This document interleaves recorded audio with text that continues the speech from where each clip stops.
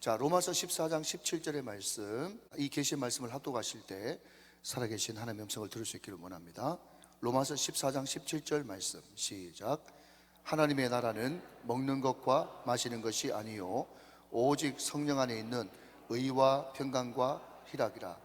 요즘 젊은이들이 취직하기가 참 어렵습니다. 한 청년이 공무원 시험에 합격을 했습니다. 첫 근무지는 주민센터였습니다. 오전 근무를 마치고 선배들이 점심을 먹으러 가서 혼자 사무실을 지키게 되었습니다. 아무도 오지 않기를 바랬죠. 첫 근무니까 긴장이 됐어요. 근데 잠시 후에 문이 열리더니 중년의 부인이 매우 어두운 얼굴로 들어오시는 거였습니다. 그래서 일어서서 어서 오세요 인사했어요. 드디어 데스크 앞으로 그 부인이 오셨습니다. 어떻게 오셨습니까? 여쭸더니 부인께서 저 사망 신고하러 왔어요 그러는 거예요. 직원이 너무나 긴장한 나머지 혹시 본인이십니까?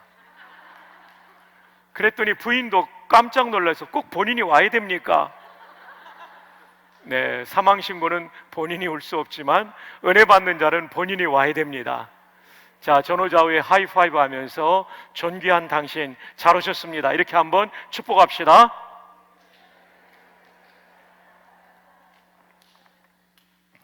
오늘은 좀 칠판을 이용해서 말씀을 전달하겠습니다. 내용이 칠판을 이용하면 좋기 때문입니다. 오늘 말씀의 제목은 한번 따라해 볼까요? 하나님 나라 모습, 교회 모습. 제목이 좀 길죠? 좋은 교회는 어떤 교회인가? 하나님 나라의 모습을 많이 갖춘 교회가 좋은 교회입니다. 우리 울산 우정교회가 하나님 나라 모습을 많이 갖춘 교회 되기를 축복합니다. 신구약 성경을 통틀어서 하나님 나라는 세 가지로 설명되고 있습니다. 첫 번째, 죽어서 가는 하나님의 나라. 바울 사도가 디모데후서 4장 18절로 제가 기억이 되는데요, 그의 천국에 들어가도록 나를 구원하시리니, 이 얘기는 죽음을 앞두고 쓴 디모데후서에서 이제는 내가 죽어서 가는 천국 하나님 나라를 들어갈 것이다 라고 말해주고 있습니다. 죽어서 가는 천국이 있습니다. 우리 개혁신학자 가운데 뛰어난 조직신학자, 조직신학은 또 교의신학이라고 하는데, 조직신학이라는 말은 조직적으로 성경을 분류했다, 체계화했다, 조직신학이고요. 그러나 이제 교의신학이라고 말하는 이유는 교의는 우리가 믿는 바를 체계적으로 정리했다는 뜻입니다. 그래서 교의신학을 더 좀 좋은 뜻으로 말을 하죠. 자, 우리 개혁신학의 조직신학자, 교의신학자는 단연코 켈빈 신학계의 조직신학자였던 루이스 벌콥을 듭니다. 우리 교단의 박형용 박사님, 조직신학의 아버지인 박형용 박사님의 책도 루이스 벌콥의 책을 많이 인용했죠. 그분이 그런 얘기를 했어요. 예수님의 승천에 대한 얘기를 쓰면서 From place to place, 지상이라는 장소, 감람산이라는 장소에서 천국이라는 분명한 장소로 예수님은 승천하셨다. 이와 마찬가지로 죽은 성도, 우리도 죽게 되면 분명히 공간으로 존재하는 천국에 우리 모두가 들어가게 될 줄 믿습니다. 천국이 분명히 있습니다. 삼위일체 하나님과 앞서간 성도들이 우리를 기다리고 있는 그곳. 바울은 천국을 살아서 가봤죠. 고린도후서 12장에 낙원에 갔다라고 말하지 않습니까? 이 낙원이 천국에 대한 다른 표현이에요. 저는 빌립보서 1장을 읽다가 깜짝 놀랐어요. 내가 차라리 세상을 떠나서 그리스도와 함께 있는 것이 훨씬 더 좋은 일이라. 천국 가는 게 훨씬 더 좋은 일이래요. 지금 청고마비 목사님 말씀하셨는데 천국을 고대하며라는 뜻이잖아요. 예, 훨씬 더 좋은 일이에요. 조금 더 좋은 일이 아닙니다. 천국 가는 게 훨씬 더 좋은 일입니다. 영어 성경에 몇 중 강조가 되어 있습니다. That is very much better, very much better. 3중 강조입니다. 여기서 말하는 that은 그리스도와 함께 천국에 있는 것입니다. 죽어서 가는 천국이 분명히 있습니다. 첫날에 말씀드린 것처럼 천국에 대한 소망을 잃어버리면 성도의 신앙은 세속화됩니다. 이 땅이 전부인 것처럼 살게 되니까요. 우리 모두 천국을 고대하며 천고마비 새벽기도에 열심히 나오기를 바랍니다.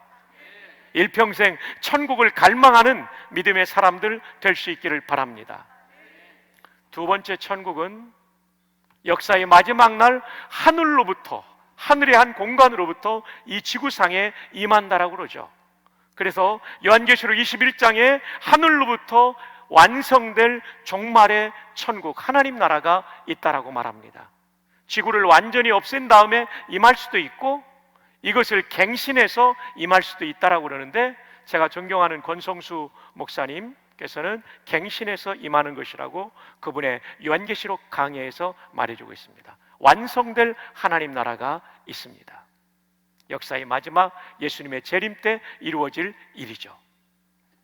마지막 세 번째는 사실 오늘 우리가 지금 누리고 있는 천국입니다. 현재적 의미에서의 천국.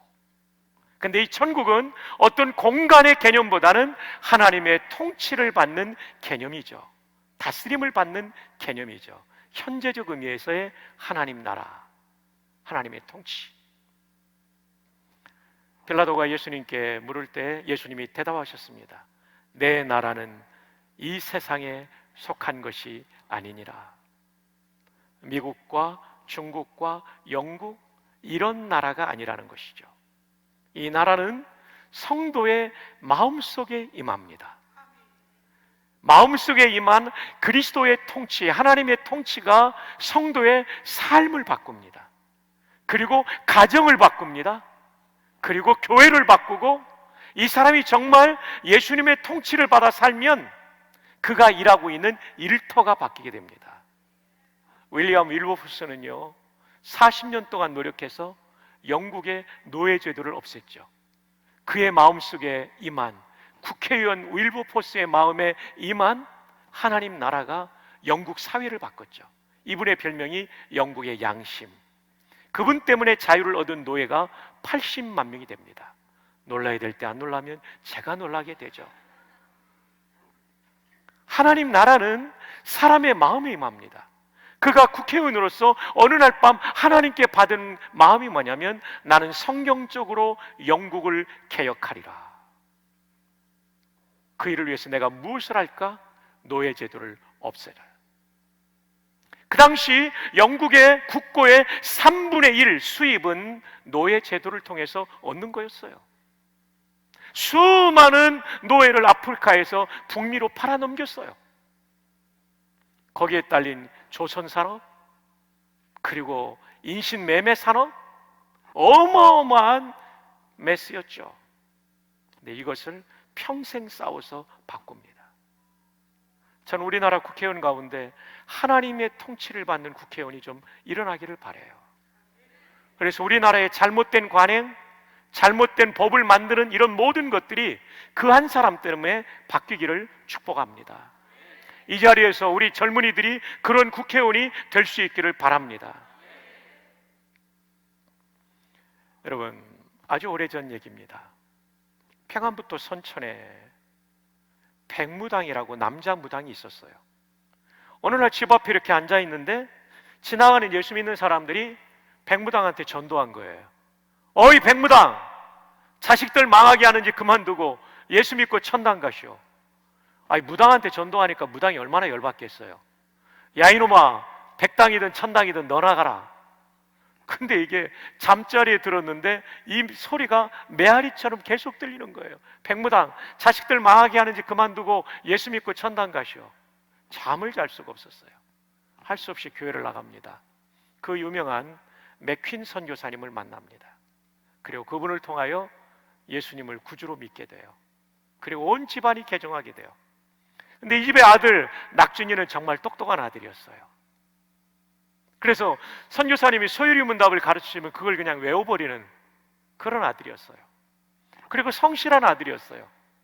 맥퀸 선교사님이 신방 가면서 장작을 패라고 했더니 세상에 그날따라 신방이 늦게 마쳤는데 해가 떨어지고 있는데 아직도 장작을 패고 있는 낙준이를 본 거예요. 너무나 감동해가지고 유학을 보내죠. 이 낙준이가 1929년도에 예일대학교에서 박사학위를 받습니다. 놀래주시는 분들은 정말 강사를 도와주는 분이에요. 여러분, 지금도 예일대에서 박사 받기 어렵습니다. 1929년도에 박사학위를 받아요. 그리고 미국에서 연희전문학교에서 교수가 돼요. 그리고 6.25 때 우리나라 문교부 장관이 돼요. 군목제도를 창설하는데 한경직 목사님과 함께 이승만 대통령을 설득하는 역할을 해요. 군선교 초대 이사장을 지내세요. 그리고 53년도입니까? 6년도에 연희대학과 세브란스 의대가 합해질 때 최초의 연세대학교 총장이 되죠. 제가 연세대학교 대학을 오늘 다닐 때 보면 정문에서 그 언더우드가 아니라고 본관이 있는 길을 쭉 따라가는 게 백양로인데, 백양로 중간쯤 가면 중앙도서관이 있어요. 중앙도서관의 입구에 용재 백낙준 박사상이 딱 있는 거예요. 여러분, 하나님 나라가 어떤 거냐면요, 백무당의 마음에 임했는데 이 가문을 구원한 거예요. 그리고 이 가문의 아들이 한국의 근대사를 바꾸는 인물, 기독교적인 영향을 펼치는 인물, 하나님의 뜻이 이루어지는데 쓰임받는 인물, 용재 백낙준 박사가 된 거죠. 지금 우리가 꿈꾸는 하나님 나라는 세 번째로 말했지만 사실은 현재 우리가 살고 있는 삶에 하나님의 통치를 받는 하나님 나라에 대해서 말씀을 드리고 있는 것입니다. 예배당을 옮기기 전에 옛날 예배당에서 있었던 일입니다. 한 중년의 부인이 알코올 의존증에 걸렸어요. 살림도 되지 않아요. 그래 남편과 부부싸움을 하게 되고, 그리고 내 의지대로 끊어지지 않으니까 자살 충동을 느끼고 있었어요. 그녀가 겪은 두 가지 위기는 자살 충동, 이혼의 위기. 더 이상 이렇게 살 수 없다는 생각에 딸들이 다니고 있는 부전교회당을 찾아왔어요. 맨 뒤에 앉았대요. 근데 첫날에요, 찬양하는데 그냥 눈물이 나오더래요. 이 찬양팀, 찬양대가 그래서 중요해요. 처음 나온 사람들은 목사의 설교가 잘 안 들릴 수 있거든요. 근데 설명할 수 없는 눈물이 나오는데 속은 시원하더래요. 오, 좋다. 그래서 다음 주에 또 왔대요. 다음 주에도 말씀은 안 들어오더래요. 찬양에 그냥 감동이 되는 거예요. 셋째 주에도, 그 다음 주 되니까 설교가 들어오더래요. 그러는 가운데 이분이 술이 뚝 끊어졌어요. 남편이 이것을 보고 교회가 이렇게 좋은 것이라면 나도 가겠다 그래서 나와가지고 두 분이 다 세례를 받았어요. 집사님이 되셨어요. 여러분, K 집사님 마음에 임한 하나님 나라가 자살로 끝날 인생을 살리고 이혼으로 끝날 가정을 그 파괴로부터 살려주는 거죠. 현재적 의미의 하나님 나라는 이렇게 기가 막힌 은혜를 경험하게 해주시죠. 저희 교회, 제가 25사단 군종참모로 소령으로 있을 때 중위 계급을 달고 왔던 스님이 있었어요. 이 불교 스님을 군에서는 군법사라고 부르는데, 그분이요 지금 저희 교회 집사님이 됐어요. 그분이 누구냐면 울산대 법대 이종훈 교수입니다. 이종훈 교수와 저는요 1999년인가 2000년도에 만났어요. 제가 부임해가지고 한참 지나 있는데 신임 군종장교, 군종장교는 군신부, 군법사, 군목을 말하는데요 4명인가 왔어요.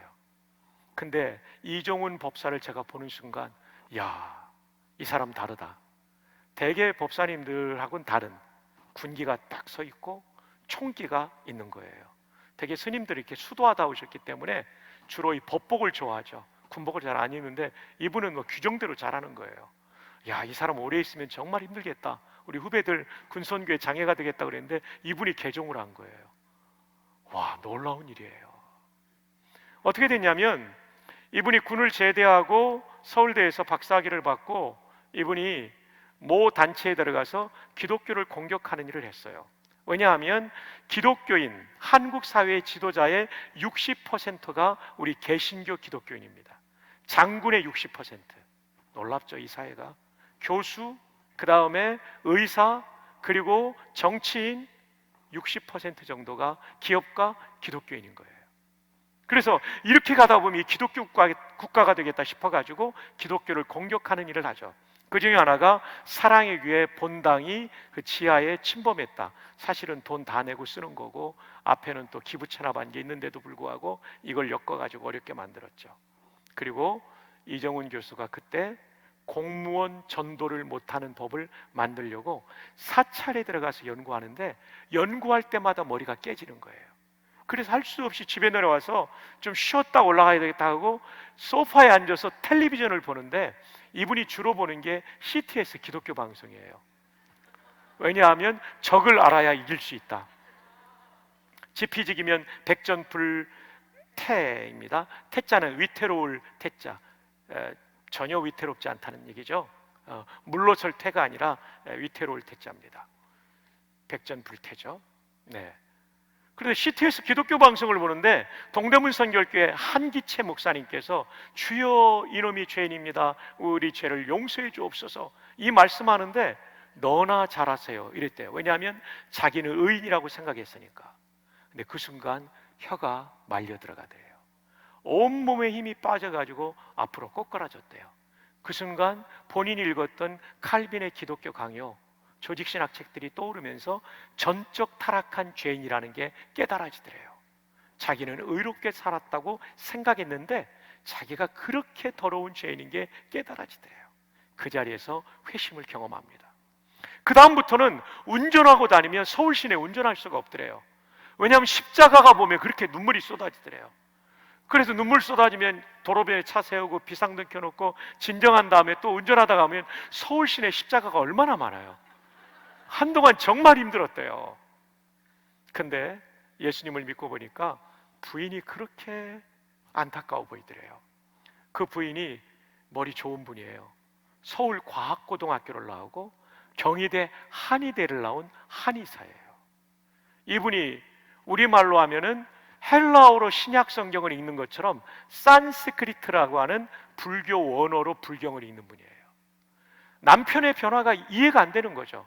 하나님께서 전격적으로 만나주셨으니까 이정훈 교수는 변화됐는데 부인 이 집사님은 변화가 안 되는 거예요. 남편이 자꾸 교회 가자고 하니까 예수 믿어야 된다고 하니까 당신 그 서재에 있는 책이 있던데 그 책에 기독교 강요하지 말라는 책이 있던데 칼빈의 기독교 강요를 기독교 강요하지 말라는 책으로 이해한 거예요.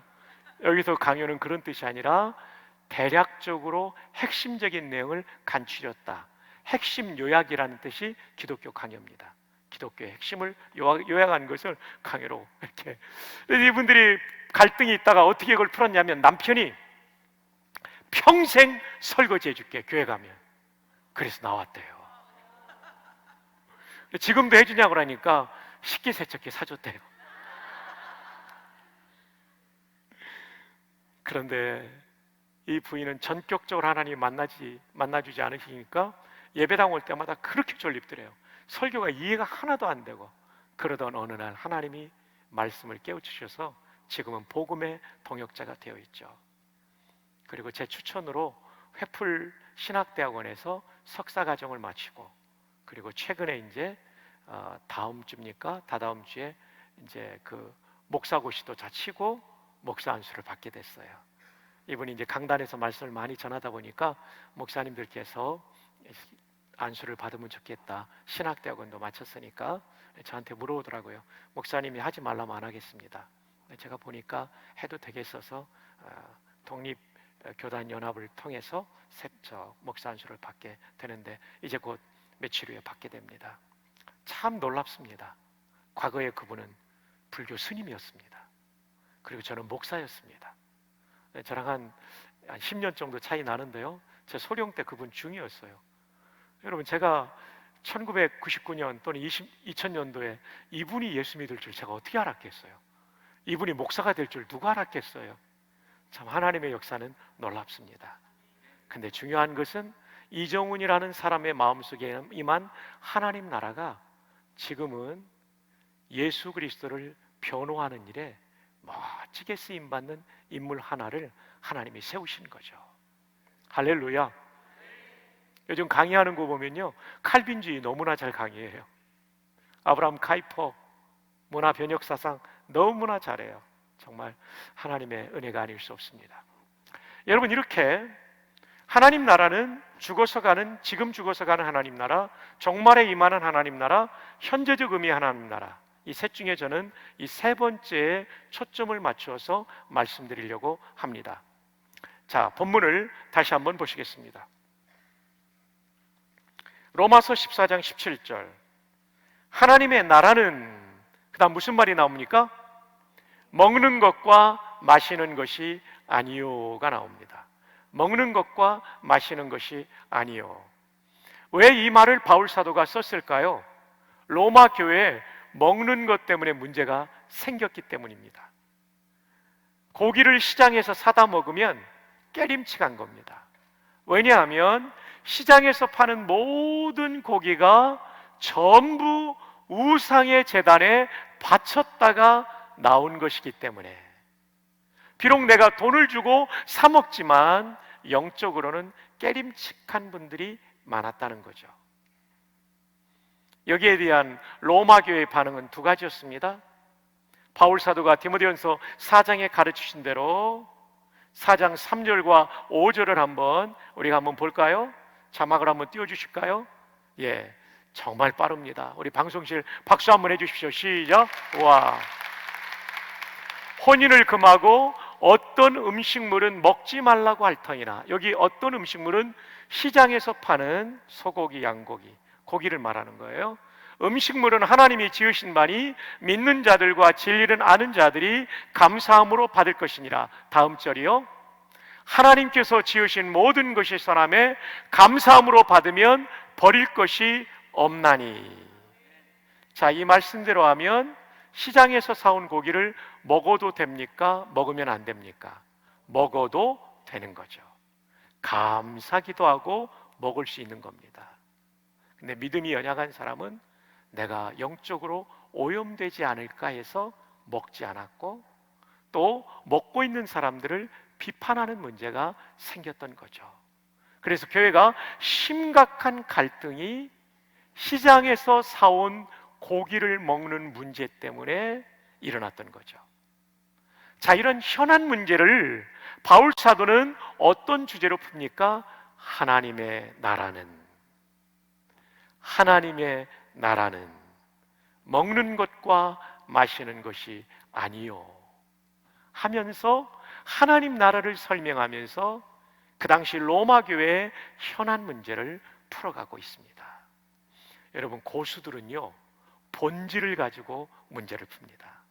하나님 나라는 신구약 성경을 관통하는 정말 중요한 주제이기 때문에 이 주제를 가지고 로마 교회의 갈등 문제, 그 갈등의 주제는 시장에서 사온 고기를 먹어도 되는가 하는 문제를 풀어가고 있죠.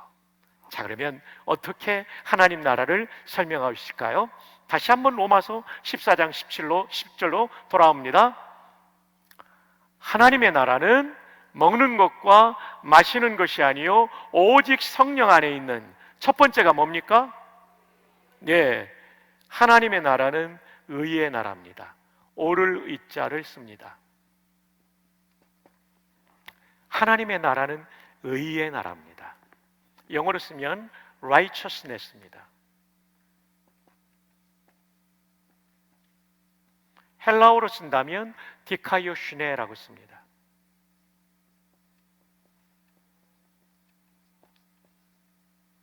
디카이오슈네 이렇게 씁니다. 자, 그럼 여기서 말하는 의는 뭐를 말할까요? 첫 번째, 여기서 말하는 의는 칭의가 아닙니다. 로마서 5장과 여러 곳에서 말하고 있는 칭의 개념의 의가 아닙니다. 두 번째, 여기서 말하는 의는 정의 개념의 의가 아닙니다. 에베소 6장의 영적 전쟁의 의의 흉배는 정의를 말합니다. 정의는 죄 짓지 않고 올바르게 산다는 뜻이죠. 칭의는 죄인인 내가 스스로 해결할 수 없으니까 예수님의 십자가의 공로로 의를 입혀주셔서 의롭다고 칭해주는 거죠.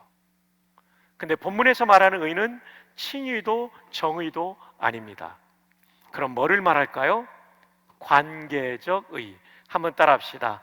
관계적 의. 중요한 거죠. 하나님 나라에서 하나님과 성도의 관계는 어떤 관계일까요? 하나님은 왕이십니다.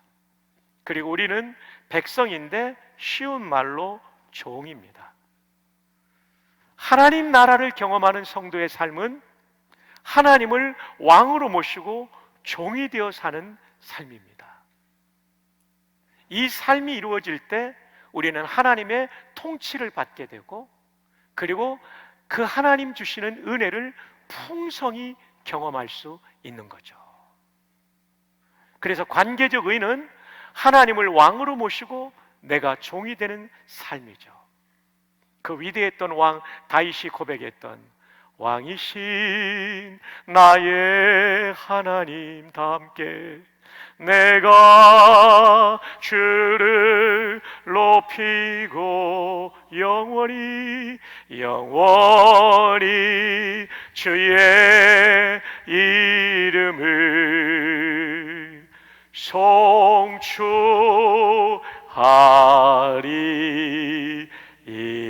송축하리이다.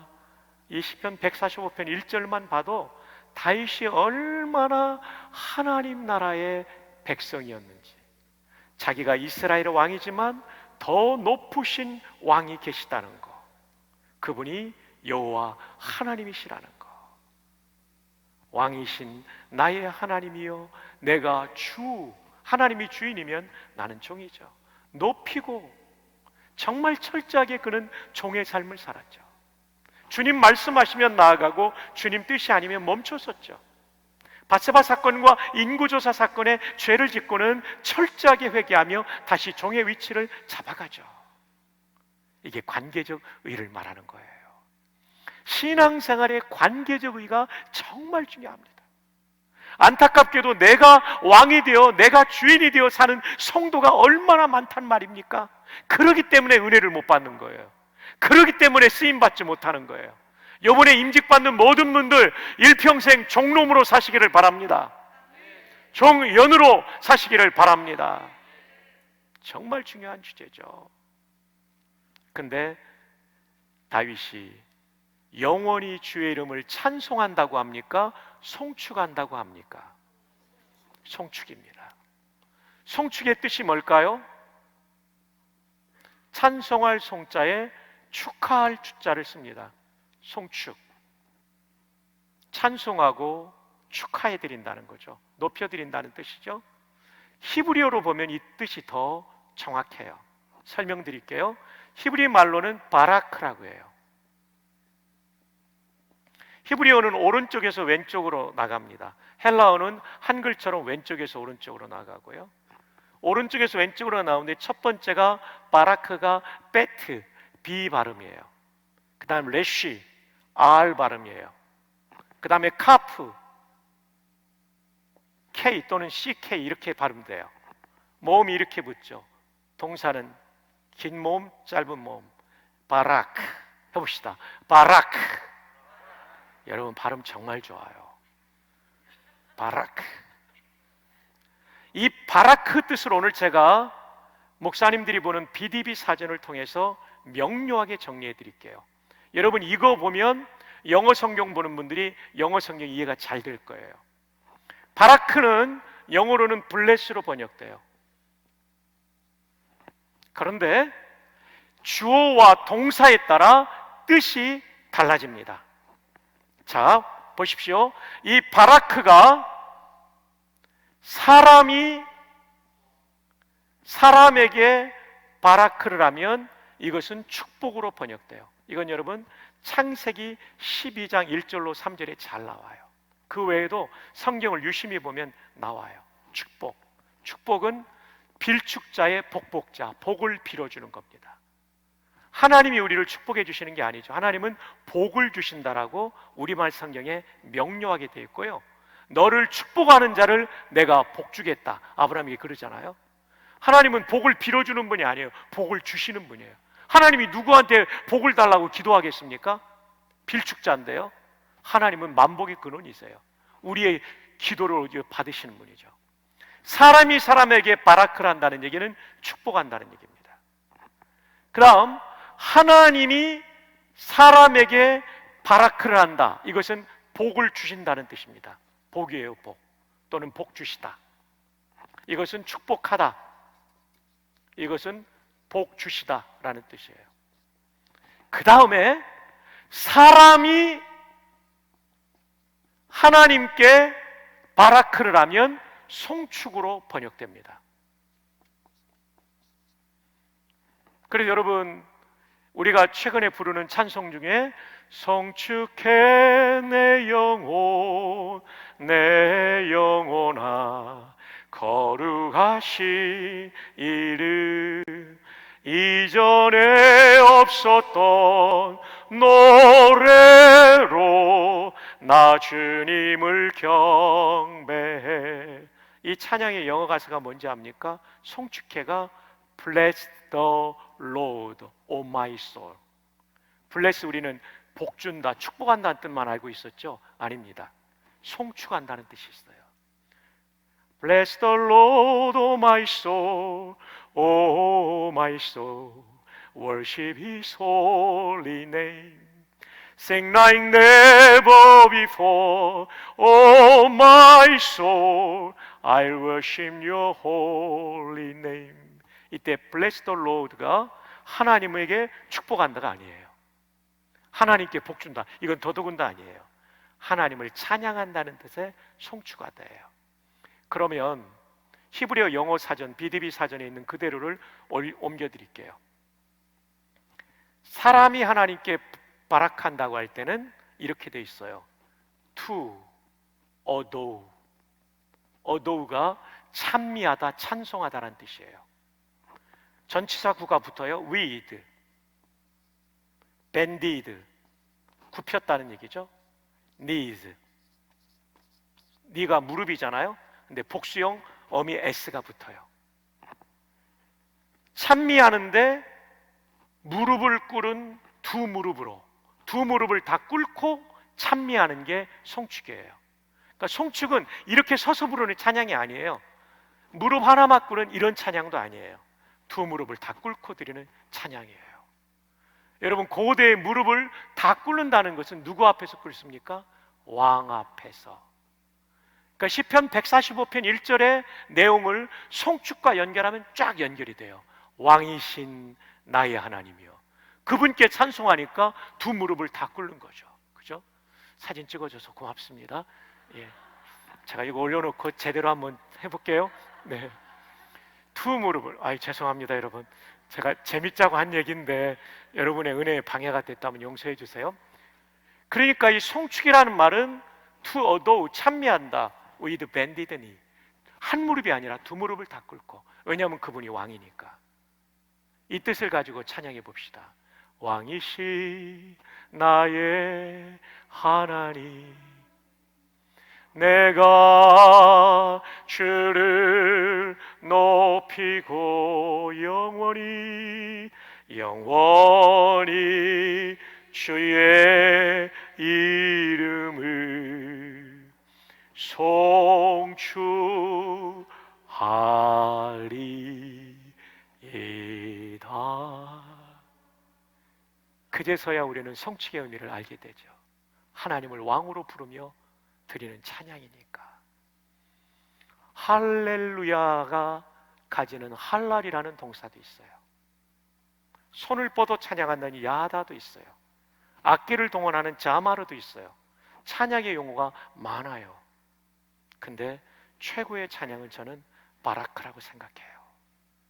두 무릎을 다 꿇고 왕이신 하나님 앞에 철저히 종이 되어서 드리는 찬양이죠. 우리 사랑하는 우정교회가 하나님 나라 모습을 갖춘 멋진 교회가 되기 위해서는 칭의, 정의 다 있어야 돼요. 근데 굉장히 중요한 것은 하나님과 관계적 의를 꼭 가지시는 성도님들이 많기를 바랍니다. 그것은 새벽에 말씀드린 것처럼 내가 더 이상 내 인생의 왕이 아니고 주인이 아니고 종이 되는 거죠. 요즘 젊은이들은 너무나 이 컴퓨터나 SNS에 빠져 있죠. 주기도문 말고 컴퓨터를 위한 기도문도 있더라고요.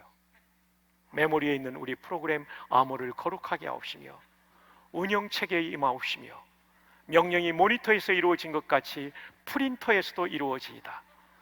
오늘날 우리에게 일용할 데이터를 주옵시고 우리가 우리에게 죄 지은 자를 사하여 준 것 같이 파일의 에러를 사하여 주옵시고 우리를 다운에 들게 하지 마옵시며 다만 정전에서 구하옵소서. 대개 CPU와 하드와 USB가 컴퓨터께 영원히 있사옵나이다. 엔터. 근데 아시죠? 컴퓨터는 우리 인생을 바꿀 수 없고 속죄할 수 없고 영생을 줄 수 없어요. 하나님만이 우리의 주인이세요. 네. 철저히 하나님만이. 그분이 우리 왕이세요. 그것을 누리는 성도가 많은 교회, 하나님 나라 모습이 이루어진 교회죠. 자, 한번 따라합시다. 나는 종입니다. 더 세게 합시다. 남성들만 따라합시다. 나는 종놈입니다. 예, 우리 피택 장로님 너무 잘하셨어요. 오늘 아침에 제 차가 타이어가 바람이 빠졌는데 피택 장로님 도와주셔서 제가 안전히 부산 노예 갔다 왔습니다. 여성들 따라합시다. 나는 종여입니다. 예, 하이파이브 일어나가지고 세 분 이상에게 하이파이브 합시다. 나는 종놈입니다. 나는 좋은 종놈 되십시오. 좋은 종연 되십시오. 축복합시다. 피택 장로님, 좋은 장로님, 좋은 종놈 되십시오. 오늘 너무 고마웠습니다. 네. 우리 사진 찍어주신 집사님, 좋은 종놈 되십시오. 평생. 우리 아멘 잘하시는 권사님, 좋은 종연 되십시오. 와, 우리 젊은이들, 여러분들이 우리나라 보배예요.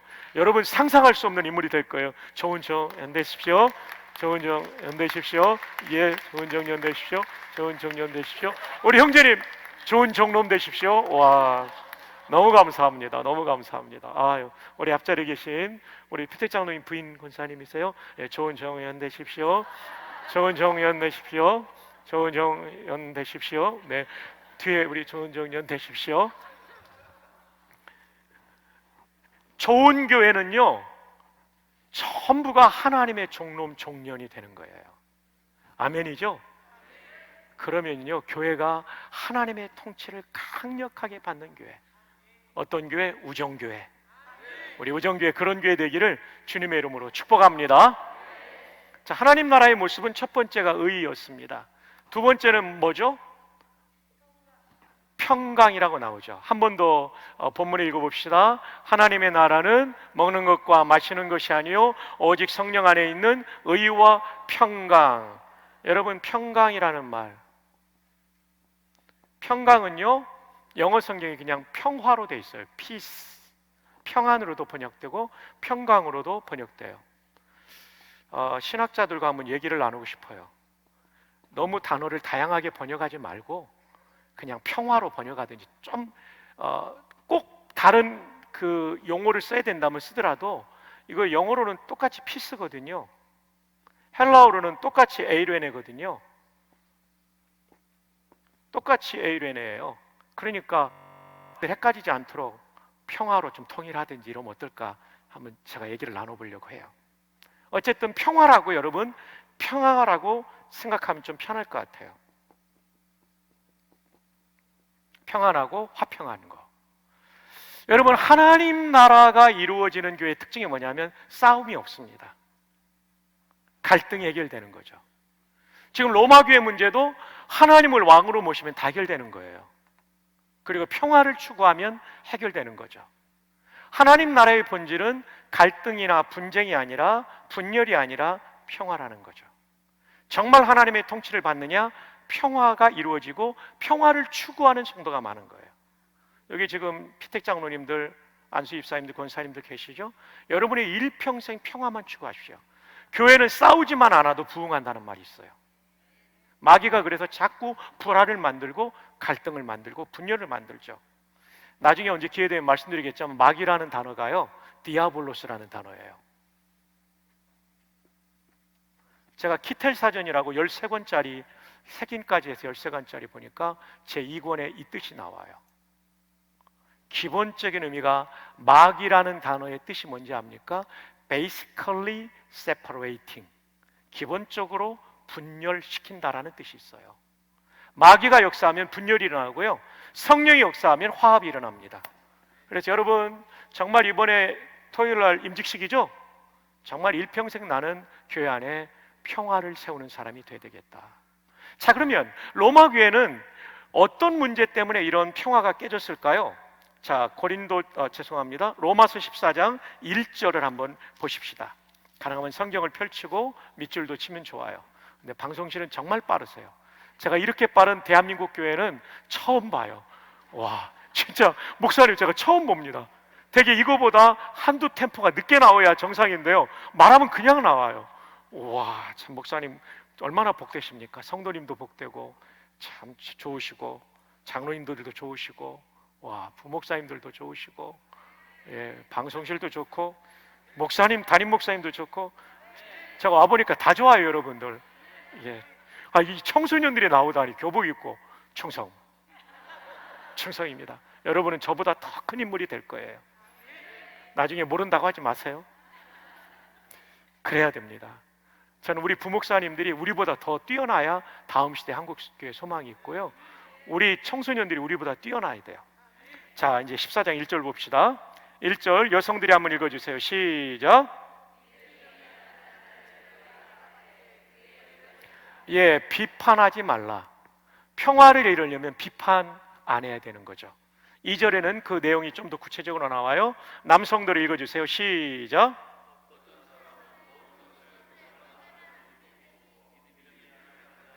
채소만 먹느니라. 고기 먹는 문제라는 게 단박 여기 나오죠.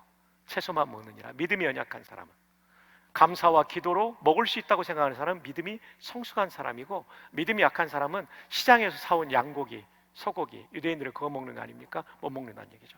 자, 그 다음 유대인뿐만 아니라 개종한 그리스도인들은 되게 그랬죠. 3절 다 함께 한번 읽어볼까요? 시작.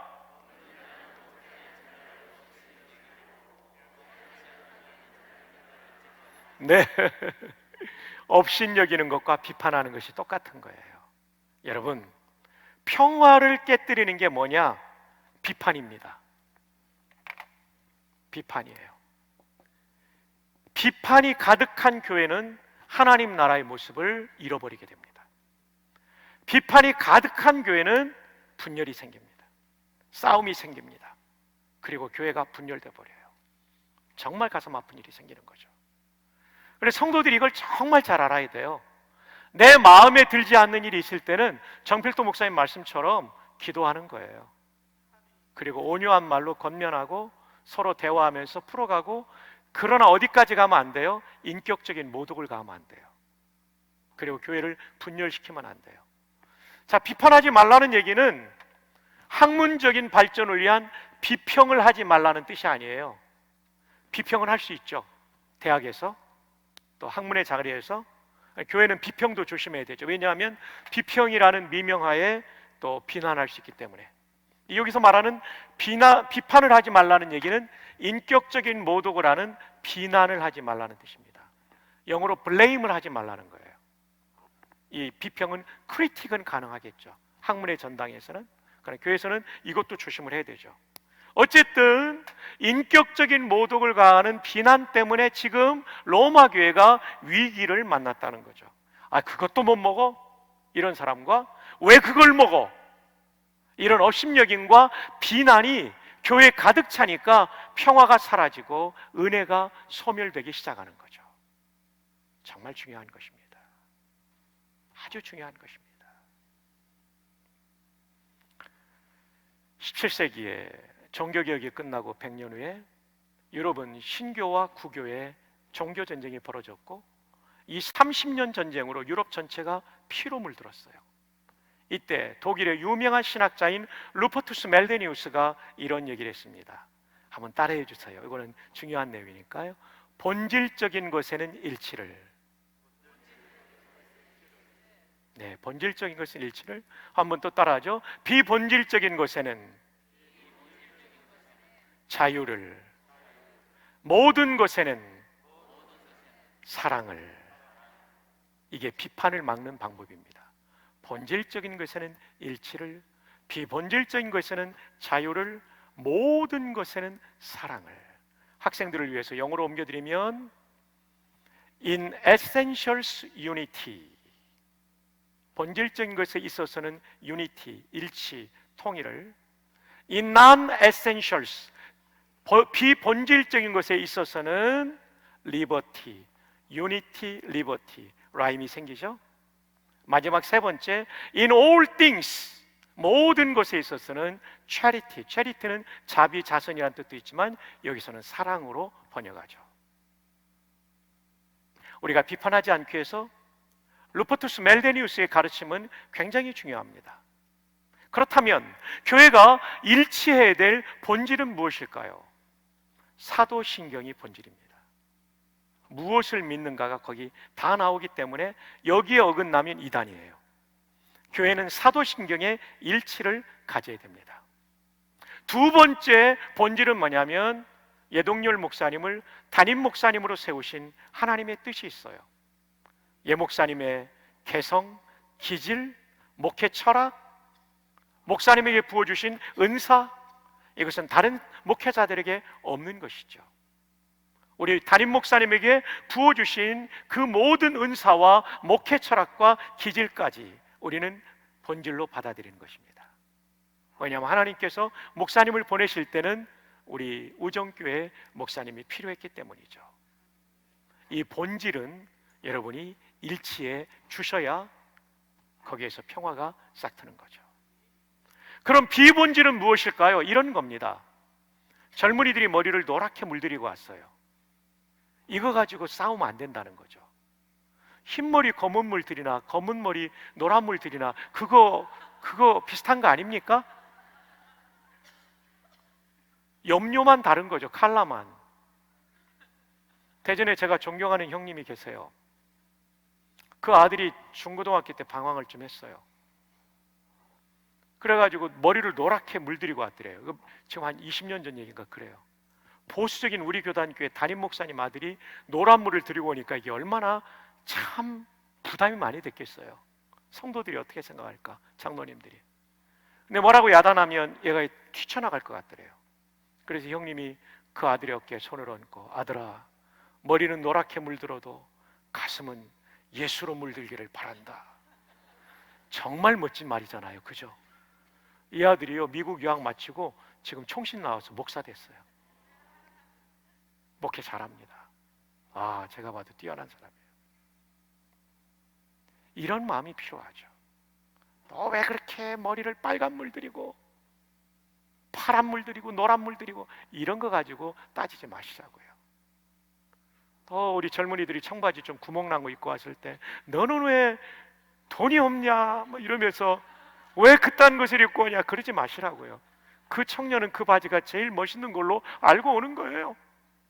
나중에 입으라고 해도 안 입는 날이 와요.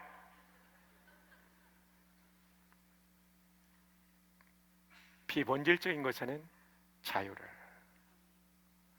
제가 결혼하고 제일 힘들었던 건 뭔지 압니까? 저는요, 기름기 있는 음식을 좋아하는 집안의 아들이에요. 돈이 없으면 부침개라도 해서 먹는 집의 아들인데 제 아내는 풀을 좋아하는 집안인 거예요. 결혼하고 풀만 올라와가지고 제가 좀 부침개 좀 해달라고. 그때 뭐 중2 때니까 월급 15만 원 받으면 5만 원 세금 재형저축 나가니까 10만 원 받으면 거기서 11조 내고 이러면 뭐 얼마 없죠. 뭐 좀 부침개 좀 해달라고 그런다. 튀김 해달라고 안 해주는 거예요. 몸이 안 좋다는 거예요. 어느 날은 뭐 진짜 풀만 올라오는 거예요. 그래서 내가 아이고 숲이 올라오는구나 들으라고 한 거예요. 저기서 뱀도 나오겠다 이런 얘기도 했어요. 근데 아십니까? 저희가 6남매거든요. 저 외아들이고 딸 5인데 위로 셋 밑으로 둘인데 참 안타깝게도 우리 누이들이 어머니가 해주는 음식과 이게 적응이 돼 있으니까 고혈압이 다 있어요. 아직까지 저는 최근에 종합검사를 받았는데 혈압이 정상으로 유지되고 있어요. 하나님 은혜인 동시에 풀을 쥐하로 먹인 제 아내의 공로라고 생각합니다. 대신 콩하고 두부는 잘해줬어요. 단백질 부족하지 않게. 생선, 저는 이제 내륙 사람이라 생선을 싫어하고 제 아내는 바닷가 사람이라 생선을 좋아하거든요. 그것도 참 힘들었어요. 참. 오늘 목사님이 고기를 사주셔서 제가 얼마나 좋았는지 몰라요. 모처럼 먹었어요. 여러분, 단백질을 먹어야 된다는 건 본질이에요. 그러나 구태여 튀김을 먹어야 된다는 것은 본질이 아닐 수 있죠. 비본질적인 것에 자유를 주려고 한 것이 아니라 아내가 그걸 할 수 없이 줘서 할 수 없이 먹었는데 이런 혜택을 받고 있는 거예요. 제 나이에 아직도 혼혈도 하고 있으니까요. 1년에 3차례. 비본질적인 것의 자유. 여기에 대한 헬라어 용어가 하나 있는데요. 이거 한번 좀 써드릴게요. 아디아포라라는 용어인데요. 요거 기말고사에 나오는 거예요. 제가 좀 정성스럽게 써드렸어요. 이게 순표고요. 아디아포라인데 발음 기호 영어식으로 해드릴게요. 읽으시도록 알파, 델타, 이오타, 알파, 파이, 오미크론. 이번에 오미크론이 O예요. 그 다음에 이거는 P가 아니고 R 발음 나는 로예요. 로, 알파. 액센트 여기에 있어요. 아디아포라. 해봅시다. 아디아포라. 예, 여러분 정말 히브리어 헬라어 발음 너무 좋아요. 아디아포라가 무슨 뜻이냐면요, A를 선택해도 죄가 아니에요. B를 선택해도 죄가 아니에요. 이걸 아디아포라라고 그래요. 대표적인 본문이 고린도전서 8장 8절인데 고린도 교회도 로마 교회처럼 고기 먹는 문제가 있었어요. 여기에 대한 바울 사도의 답변을 들어봅시다. 고린도전서 8장 8절입니다. 벌써 나왔어요. 저보다 빨리 찾았어요. 한번 읽어요. 시작. 음식은 우리를 하나님 앞에 내세우지 못하나니 우리가 먹지 않는다고 해서 더 못 사는 것도 아니고 먹는다고 해서 더 잘 사는 것도 아니니라. 아디아포라. 먹어도 되고 안 먹어도 돼요. 죄 문제가 아니에요. 다만 죄가 될 때는 비판하고 업신여기면서 내가 죄를 짓는 거지, 먹어도 되고 안 먹어도 된다는 거예요. 여러분의 남편이 양말을 벗는데 좀 잘 펴가지고 세탁바구니에 착 넣어주면 얼마나 좋겠어요. 근데 양말을 둘둘 말아가지고 침대 모서리에 던져놓으면 여러분이 기분이 얼마나 나쁘겠어요. 근데 양말을 벗는 방법이 본질입니까? 비본질입니까? 예, 비본질이라고 크게 우리 집사님 말씀하셨는데 혹시 양말을 그렇게 벗고 계십니까? 예. 비본질입니다. 그거 가지고 싸우지 말라는 거죠. 물론 온유한 말로 협조를 요청할 수 있지만 이것 때문에 핏대를 올리지 말라는 거죠. 김정한 목사님이 미국 여인과 결혼했잖아요. 극동방송 이사장님이요. 이분이 결혼해서 제일 처음에 어려웠던 것은 치약 문제였대요. 지금은 치약이요, 꾹 눌러짜도 다시 원위치로 돌아오잖아요. 탄성이 있어서 플라스틱이니까. 옛날에는 그 알루미늄 양은 비슷한 거잖아요. 목사님은 농가에서 자라난 농꾼의 아들이니까 밑에서부터 감아 올라가는 거예요. 이거 치약이 귀하니까 60년대 얼마나 귀해요. 다음에 들어가면 사모님이 중간을 꾹 짠 거예요. 이거 가지고 몇 번 싸운 거예요. 왜 이러냐고 여자가, 뭐 이러면서 싸운 거예요. 여자가 이렇게 말해도 안 되죠. 이것도 성차별이죠. 조심해야 됩니다. 네, 여성들 절 잘 봐주세요. 예, 그런 의도가 없었어요. 하여튼 옛날에는 그렇게 표현했다는 거예요. 막 이걸 가지고 싸웠어요. 어느 날 새벽기도 하는데, 야 장원아, 너 때문에 태평양 건너왔는데 남자가 쪼잔하게 그 치약 가지고 그럴래? 그 다음부터 바꾸신 거예요. 평화가 임한 거죠. 여러분 부부의 치약은 뭡니까? 그게 아디아포라가 돼야 돼요. 비본질적인 것들은 덮어주고 가세요. 한번 따라합시다. 아디아포라. 아마 오늘 예배당 오면서 차 타고 다 싸운 부부들이 있어요. 돌아갈 때 손을 딱 잡고 아디아포라. 권사님 그러셨는가 봐요. 예, 아디아포라. 한 번 더 따라합시다. 아디아포라. 네, 요걸 요대로 구글에 치면은 영어로 뜻이 나오니까 젊은이들은 요 발음 기호대로 쳐보시면 나와요. A를 선택해도 되고 B를 선택해도 돼요. 지금 로마 교회가 회복해야 될 것은 뭐냐면 평강이에요. 왜냐하면 지금 분쟁이 있고 갈등이 있으니까. 이걸 회복하는 방법은 뭐냐면 비난을 금지하는 거예요. 그리고 서로에 대해서 아디아포라의 원리로 대하는 거죠. 미국의 한 교회가 예배당을 다 짓고 카펫을 어떤 색깔로 깔려고 할까? 이것 때문에 교회가 분열됐어요. 나이 든 분은 우리는 전통적으로 빨간색이다, 레드 카펫이다. 젊은 사람들은 우리 수십 년 동안 봤으니까 이제 푸른색 블루 카펫으로 바꾸자, 이래가지고 싸우다가 교회가 분열됐어요. 여러분, 카펫 색깔 결정할 때는 저도 건축을 해보니까 맨 마지막 단계입니다. 인테리어도 다 끝나가는 단계예요. 얼마나 안타까워요. 카펫 색깔이 꼭 빨간색이어야 됩니까? 또 파란색이어야 됩니까? 아니죠. 카펫의 컬러는 이런 색깔도 괜찮은 거죠. 예. 아디아포라, 비본질적인 것의 자유를. 아멘. 네, 우리 전우좌우의 세 분 이상에게 아디아포라 한번 해봅시다. 아디아포라. 예. 아, 형제 첫날 죽었다 살아났죠? 양이었죠? 아디아포라, 아디아포라, 아디아포라. 와, 너무 잘 들으십니다. 장로님이십니까? 예. 아디아포라. 와, 아디아포라. 아, 아디아포라 너무 잘 들으십니다, 장로님. 예. 아디아포라. 아, 오늘 여기까지 가겠습니다. 아유, 저 물도 하나 주시네요. 와, 너무 감사합니다. 옥수수 수염차를 주셨습니다, 어른께서.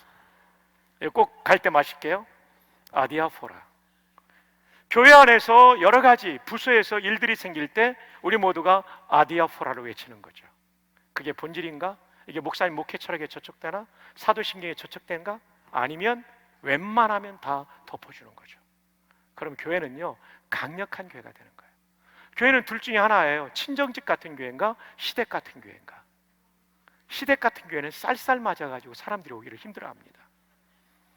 며느리들은 시댁이 싫기 때문에 시금치도 안 먹고 심지어 시편도 안 읽는다고 그러잖아요. 우리 의정교회는 제가 보니까 시댁 같은 교회는 아니에요. 따뜻해요. 친정집 같은 교회인데 더 아디아포라를 적용해 보세요. 그러면 교회도 천국을 경험하는 거고, 가정도 천국을 경험하는 거예요. 아들, 딸들도 천국을 경험하는 거죠. 아디아포라가 정말 중요한 원리예요. 비난 금지, 비본질적인 것의 자유를, 모든 것에는 사랑을. 이것을 여러분이 꼭 기억하시면 좋겠습니다. 자, 이제 세 번째, 의와 평강과 그 다음 뭐라고 되어 있죠? 희락입니다. 희락은 기쁘리 자의 즐거울 낙자입니다.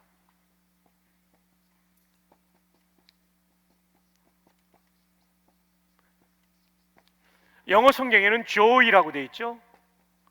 joy는 영혼 깊은 곳에서 우러나오는 기쁨이라고 영영사전에 되어 있어요. 일반적인 기쁨은 플레저고, 플레저는 나쁜 기쁨, 쾌락에도 사용됩니다. joy. 헬라어로는 카라라고 합니다. 카라하니까 걸그룹 카라를 떠오르는 분이 있는데, 걸그룹 카라는 K-A-R-A고요. 기쁨이라고 하는 희락의 카라는 C-H-A-R-A입니다. 이거는 걸그룹이고 이거는 기쁨의 카라예요. 카라, 액센트가 뒤에 있죠. 기쁨이라는 단어예요. 여러분, 하나님 나라는 의와 평강과 희락입니다. 희락은 기쁨인데, 이 희락에 반대되는 개념, 같은 즐거움인데 뜻이 완전히 다른 게 쾌락입니다. 쾌락은 나쁜 즐거움이에요.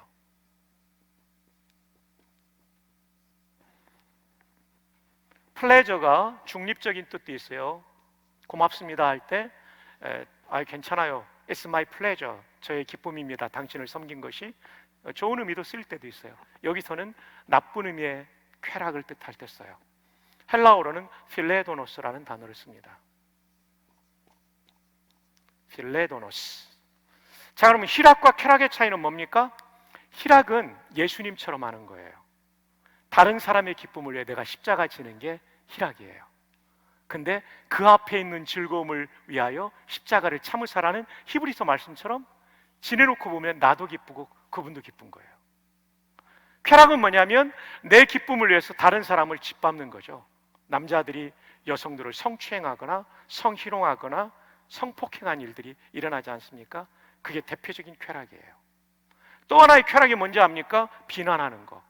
남을 비난하면 사람이 굉장히 고수해지거든요. 이건 희락이 아니라 쾌락, 마귀적인 즐거움이죠. 희락은 예수님적인 즐거움이라면 쾌락은 마귀적인 것입니다. 얼마나 많은 여성이 희생을 당하고 있습니까? 못된 남자들의 농담 때문에, 그들의 손 때문에, 그들의 눈빛 때문에, 그들의 행동 때문에. 정말 이거 우리 조심해야 되죠. 남자들은 쾌락의 대상이 아닙니다. 희락, 함께 즐거워야 될 대상이죠. 여성은. 자, 이제 이것을 알기 위해서는 로마서 14장을 넘어가야 돼요. 15장에 나옵니다. 여러분에게 질문을 드릴게요. 성경이 처음 기록될 때 장과 절의 구분이 있었다, 없었다? 없었다. 그럼 언제 장이 구분되었죠? 1204년 랑톤이 구분했어요. 캔터버리 대주교였죠. AD 1204년 랑톤이라는 사람이 구분했어요. 이게 장입니다. 성경에 장을 구분했고, 절은 언제 구분했죠? AD 1551년 스테파누스, 이 사람은 프랑스 사람입니다. 이 사람이 절을 구분했어요. 물론 이전에도 장과 절을 구분하는 일이 있었지만 우리가 지금 쓰고 있는 성경의 장과 절의 구분은 1204년, 1551년, 이것도 기말고사에 나옵니다. 자, 이걸 통해서 우리가 뭐를 알 수 있을까요? 성경을 읽을 때 한 장에 매여서는 안 된다. 처음 기록될 때 구분이 없었고 후에 편리를 위해서 구분했기 때문에 장을 뛰어넘어서 읽어야 된다는 거죠. 그래서 본문이 14장이지만 15장도 읽어야 된다는 겁니다. 그리고 마침 희락의 내용이 연결되고 있습니다. 자, 15장 1절. 자, 어김없이 자막은 뜰 겁니다. 봐요. 제가 예고한 대로 떴잖아요. 자, 함께 읽어요. 시작. 믿음이 강한 우리는 마땅히 믿음이 약한 자의 약점을 담당하고 누구를 기쁘게 하지 않는다고요? 자기를 기쁘게 하지 않으니까 희락이에요. 자기를 기쁘게 하면 쾌락이에요.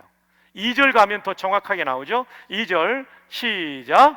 우리 각 사람이 이웃을 기쁘게 하되 선을 이루고 덕을 세우도록 할지니라. 자막 그대로 두세요. 각 사람이 이웃을 기쁘게 하니까 희락이에요. 그런데 마약 사주면서 기쁘게 하면 되겠어요? 이건 희락이 아니죠. 그건 또 쾌락으로 바뀌는 거죠. 선을 이루고 덕을 세우게 해야 된다는 거죠. 막 공휴일 연휴가 쫙 되니까 여기는 구역을 뭐라고 부르죠, 목사님? 목장. 저희도 목장이라는데 목장이 단체로 주일 예배를 빠지고 먼 곳으로 여행을 간다. 이거는 덕을 세우는 게 아닙니다. 주일 성수 잘해야 됩니다. 제가 이민 목회할 때 부목사를 쓸 때 담임 목사님 화낸 적이 있어요. 독립기념일 연휴에 요세미치로 한 다락방이 가버렸어요. 그래서 목사님이 요새 미친 사람들이 이렇게 가고 있다고 농담을 하셨던 기억이 나요. 여러분, 덕을 세우도록 해야 돼요. 자, 그 다음 3절을 보십시다. 3절 중반절까지 함께 읽겠습니다. 시작. 그리스도께서도 자기를 기쁘게 하지 아니하셨나니, 거기까지요. 뒤에는 해석이 많이 필요하니까 시간 관계상 여기까지. 예수님이 자기를 기쁘게 했다면 십자가 안 지시는 거죠. 우리를 기쁘게 하기 위해서 고난을 당하신 거죠. 예수님의 길을 따르는 것이 희락이에요. 그런데 내 기쁨을 따르면 쾌락이 되는 거죠. 교회가 언제 하나님 나라다워집니까? 모든 성도가 내 기쁨을 추구하지 않고 옆에 있는 분의 기쁨을 추구하는 교회가 되는 거예요. 그저 내가 주목받아야 되고 내가 박수받아야 되고 내가 인정받아야 되고 그러면 이건 하나님 나라가 이루어지지 않아요. 하나님의 통치가 아니라 내가 왕이 되고 싶은 거거든요. 내가 주목받고 싶은 건 내가 주인 노릇하고 싶다는 거거든요. 그런데 예수님처럼 자기를 기쁘게 하지 않고 다른 사람을 기쁘게 하는 그곳에는 쾌락이 아니라 희락이 많은 거죠. 기쁨이 충만한 거죠. 우리 의정교회가 이렇게 옆에 있고 앞에 있고 뒤에 있는 성도의 기쁨을 추구하는 희락이 충만한 하나님 나라의 현장이 되기를 주님의 이름으로 축복합니다. 이제 거의 맞춰갑니다. 그런데 문제가 있어요. 하나님 나라의 모습은 첫 번째가 의라고 말씀드렸어요. 이 의는 관계적으로서 하나님을 왕으로 모시고 내가 종이 되는 건데, 죄성을 가진 우리 인간은 자기가 왕이 되고 싶어 해요. 여러분만 아니라 저도 그럴 때가 있어요. 제가 성령의 통제받지 않으면. 또 죄성을 가진 인간은 평강을 유지하기보다는 자꾸 누군가를 비난하기를 원해요. 우리 죄성 때문에 그래요. 이건 목사도 예일 수 없어요. 그리고 죄성을 가진 인간은 희락을 추구해야 되지만 쾌락을 자꾸 추구하려고 해요. 그럼 이 문제를 어떻게 풀어야 될 것인가? 로마서 14장 17절을 다시 한번 보십시다. 자, 14장 17절 다시 한번요. 시작. 하나님의 나라는 먹는 것과 마시는 것이 아니요. 거기까지 끊고요. 그 다음 무슨 말이 나와요? 오직, 강조의 부사가 나오죠. 오직, 이게 있어야 된다는 거예요. 꼭 있어야 된다. 그래야 의와 평강과 희락이 되는데, 오직 성령 안에 있는, 우리 안에 있는 것이 아니에요. 성령 안에 있어야 돼요. 여러분, 이 안에라는 말은 굉장히 중요한 의미를 가지고 있어요. 성령 안에 할 때 이